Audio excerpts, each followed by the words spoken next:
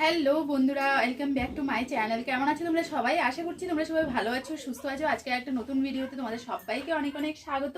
তো বন্ধুরা, আজকে ভাবলাম তোমাদের সাথে একটা কুকিং ভিডিও শেয়ার করি। আজকে হলো গিয়ে সানডে। তো সানডেতে তো চিকেন মাটন যে কোনো একটা কিছু ঘরে হতেই হবে, নয়তো আমাদের বাঙালি তো বুঝতেই পারছো, মানে ছুটির দিন মানে চিকেন মাটন লাগবেই। ঠিক আছে, তো আজকে আমি এখানে কি রান্না করছি তোমাদের সাথে একটু শেয়ার করব। ভাবলাম চলো রান্নাটাও একটু শেয়ার করে যাক তোমাদের সাথে। তো দেখো, এখানে আজকে দেশি মুরগির মাংস রান্না হবে। এই যে এখানে মুরগির মাংস একদম কেটে ধুয়ে পরিষ্কার করে নিয়ে আসা হয়েছে। আর মাংসটা কি কি প্রসেসে আমি রান্নাটা করছি সেটাই তোমাদের সাথে শেয়ার করব। তো বন্ধুরা, আশা করছি ভিডিওটা তোমাদের ভালো লাগবে, দেখতে থাকো।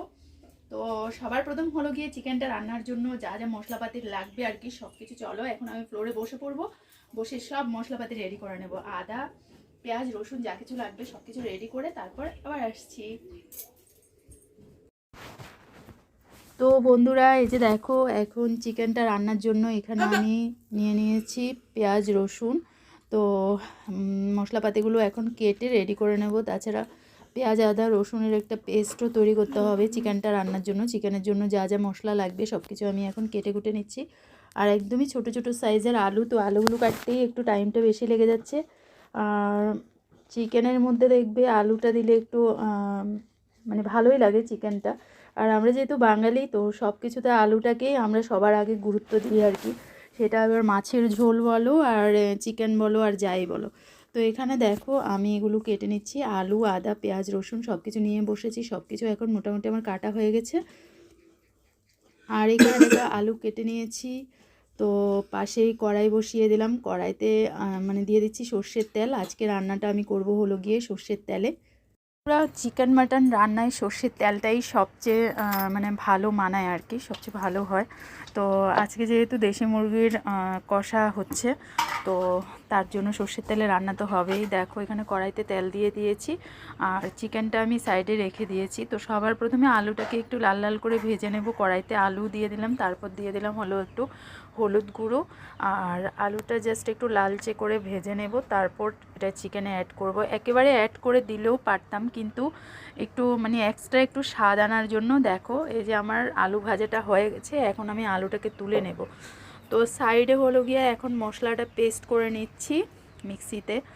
আর মশলা পেস্ট করার পর এখানে আমি চিকেনটাকে ম্যারিনেট করব। তার জন্য এখানে চিকেনে দিয়ে দিলাম হলো গিয়ে যে মশলাটা আমি পেস্ট করেছি, তো সেটা দিয়ে দিয়েছি। তারপর হলুদ গুঁড়ো, লঙ্কা গুঁড়ো, জিরের গুঁড়ো সব কিছু মানে একে একে অ্যাড করতে থাকবো। আর ভেবেছিলাম একবার চিকেনটা হাত দিয়ে মানে ধরবই না, কিন্তু তারপর আবার ভাবলাম চিকেনের সেই স্বাদটা আসবে না যদি না চিকেনটা ভালো করে ম্যারিনেট করা না হয়। তো একটু কাঁচা সর্ষের তেল চিকেনে দিয়ে দিলাম দেখলেই। তারপর এবার চিকেনটাকে আমি ভালো করে একটু ম্যারিনেট করে নেব। আর কড়াইতেও তেল দিয়ে দিয়েছি। তো দেখো, এখানে আমি চিকেন দিয়ে দিলাম কড়াইতে। আর ওই মুহূর্তটা না একটু স্কিপ করে গেলাম আমি। তো চিকেনের আজকে লুকটা কিন্তু দারুণ হবে। দেখো, একদম কাশ্মীরি রেড চিলি পাউডারও চিকেনে অ্যাড করেছি, যাতে চিকেনটা একদমই লাল লাল টাইপের হয় আর কি দেখতে। তো দেখতে যতই টেস্টি টেস্টি ফিল হবে, খেতে কিন্তু অতটাই টেস্টি ফিল হয়। দেখতেই যদি সুন্দর না হয় তাহলে কিন্তু খেতেও বন্ধুরা সেরকম স্বাদটা পাওয়া যায় না। তো দেখো, এবার আমি ঢাকাটা দিয়ে দিচ্ছি আর চিকেনটাকে এবার ভালো করে কষিয়ে নেব। যেহেতু দেশি মুরগির মাংস, তো একটু তো টাইম লাগবেই। আর আরেকটু পর আলুটা অ্যাড করব। আলুটা দেখলেই সাইডে ভেজে রেখে দিয়েছি। তো রান্নার পর এখন বুঝতেই পারছো সাইড ফাইড আমার একদম ভরে গেছে, পুরো অ্যালটা একদম মানে জিনিসপত্র ভরে আছে। তো এবার এক এক করে সব কিছু গুছিয়ে নেব। জাস্ট সকালবেলা একবার রান্নাবান্না সেরে স্নান টান সেরে এসেছি, এখন আবার রান্না করতে হচ্ছে। সানডেতে এরকমই হয় আমার, দিনে 2-3 বার রান্নাঘরে আসতেই হবে। আর আজকে যেহেতু সানডে, তো চিকেন নয়তো মাটন কিছু না কিছু একটা তো হওয়ারই ছিল। তো দেখো, এখানে আমার চিকেন কষাটা প্রায় মোটামুটি হয়ে এসছে। আমি একটু নেড়ে চেড়ে দিচ্ছি আবার চিকেনটাকে। আর চিকেনের লুকসটাও তোমাদের সাথে শেয়ার করব, এত সুন্দর হয়েছে দেখতে। আর খেতেও কিন্তু বন্ধুরা দারুণ হয়েছে। যদিও খাওয়ার পর আমি ভিডিওতে ভয়েসটা দিচ্ছি, তার মানে বুঝতেই পারছো চিকেন যে স্বাদ হয়েছে সেই স্বাদটা এখন আমি বলতে পারছি তোমাদেরকে। তো চিকেনটা কিন্তু দারুণ হয়েছিল। আর বন্ধুরা, তোমাদের কাছে আমার এই ভিডিওগুলো কেমন লাগছে অবশ্যই কিন্তু কমেন্টে জানাবে। আশা করছি তোমাদের ভালো লাগছে। আর কি ধরনের ভিডিও চাইছো তোমরা সেটাও আমাকে বলবে। আর তোমরা যারা আমার এই চ্যানেলে মেম্বারশিপ চালু হয়ে গেছে, তোমরা যারা জয়েন করতে চাইছো মেম্বারশিপে, তো ফটাফট জয়েন হয়ে যেতে পারো। মেম্বারশিপেও কিন্তু সুপার ডুপার হিটওয়ালা ভিডিও আছে, তো সেগুলো যদি ওয়াচ করতে চাও তাহলে জয়েন হয়ে যাও, ঠিক আছে। তো চলো চিকেনটা আবার একটু ঢাকা দিয়ে দিলাম।